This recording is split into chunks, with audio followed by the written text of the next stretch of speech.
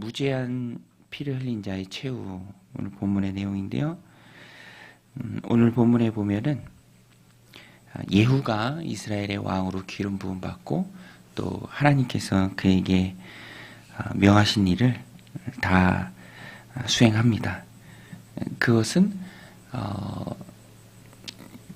이 아합의 집을 심판하는 일이죠. 예후는 하나님께 기름 부음 받아서 이스라엘 왕으로 세워진 이유는 아합의 집을 심판할 하나님의 도구로 하나님이 쓰신 것입니다. 근데 오늘 본문에 보면 허무한 죽음이 앞부분에 나옵니다. 유다 왕 아하시아.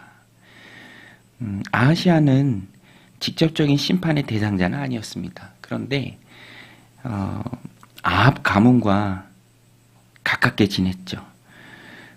아합 가문의 심판이 임할 때 가깝게 지냈기 때문에 그 심판자의 곁을 지켰기 때문에 함께 심판을 당하게 됩니다.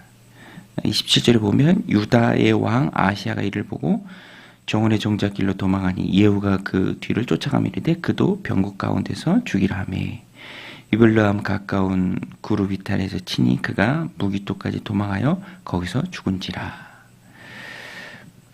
유다 왕 아하시아 너무너무 허무한 사람이죠. 가까이 있었기 때문에 함께 심판을 당합니다. 심판의 때에 악인과 가까이 지내는 것은 너무너무 무모한 행동이죠. 함께 멸망당할 수 있습니다. 오늘 본문이 그것을 잘 보여줍니다. 그 뒷부분에 가서 보면 또 이세벨은 심판의 당사자죠.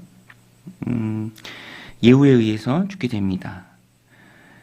그런데 이세벨은 참 성경에 나오는 여인들 중에 악한 여인들이 있는데 이세벨처럼 아주 악한 여인이 또 있을까 싶을 정도로 그의 인생을 보면 또 오늘 본문에 보면 이 마지막 모습에도 보면 정말 악하죠. 회개하는 모습이 전혀 없습니다. 죽는 순간까지도 독서를 멈추지 않는 아주 고약한 이 어둠의 영에 사로잡힌 사람. 어둠의 영에 사로잡혀 마지막 순간까지 자신이 뭘 잘못했는지 깨닫지 못합니다. 죽는 순간까지 돌이켜 회개하지 않죠. 회개하지 않는 자의 최후. 오늘 이세벨이 잘 보여줍니다.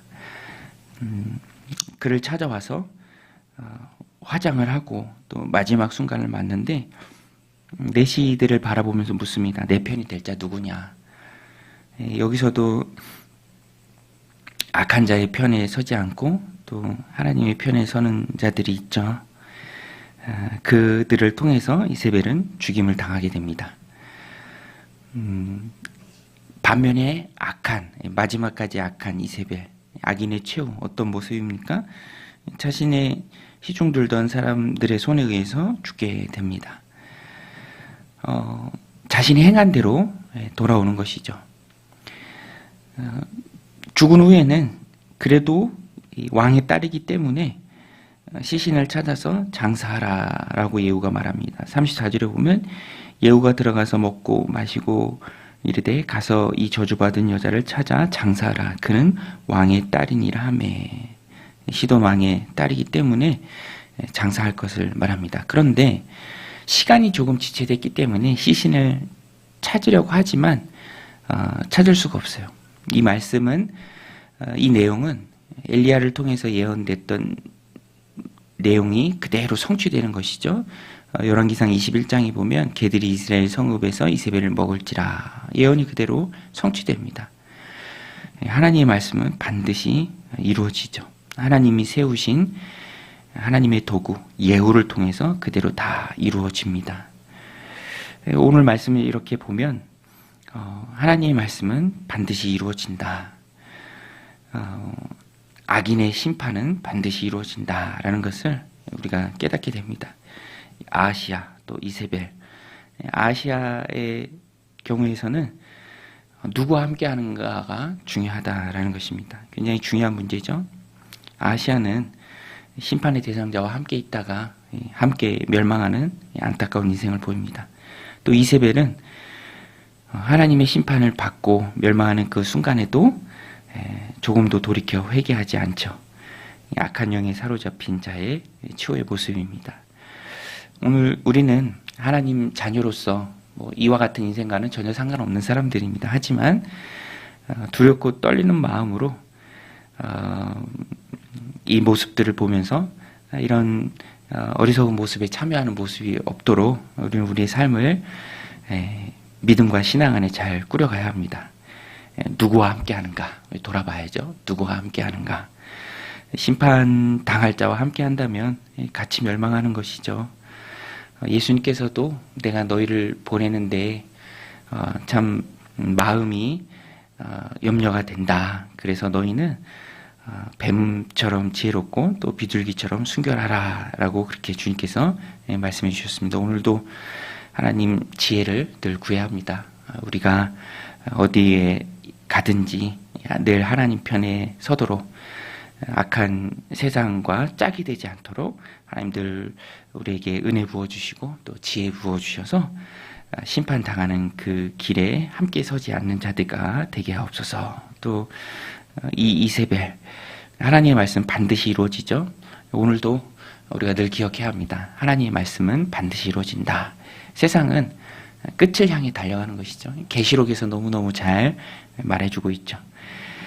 세상은 결코 부러워할 대상이 아닙니다. 이세벨은 마지막에는 초유의 심판을 받습니다. 조금도 부러워할 인생이 아니죠. 세상의 권세는 잠시 잠깐이죠. 영원한 것은 하나님 나라입니다. 무엇이 선하고 무엇이 영원한 것인가를 우리는 그래서 잘 알아야 합니다. 세상을 부러워하지 않고 영원히 변하지 않는 하나님의 말씀, 영원한 하나님의 나라, 그것을 소망하면서 우리가 이 땅을 살아가야 합니다. 우리가 꼭 붙들고 살아가야 할 것은 그래서 공의로운 하나님의 말씀이다라는 것을 우리가 늘 기억해야 합니다.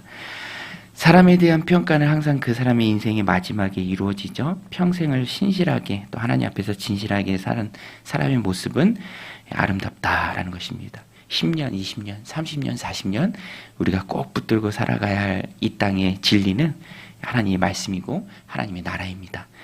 영원히 변치 않는 그 하나님의 말씀, 하나님의 나라의 소망을 두고 살아가는 오늘 하루 지혜로운 하나님의 백성들이 다 되시기를 주님의 이름으로 간절히 축원드립니다. 우리 같이 말씀 붙들고 이렇게 기도하며 나아가겠습니다. 하나님 아버지, 오늘도 저희들 주님 전에 불러주시고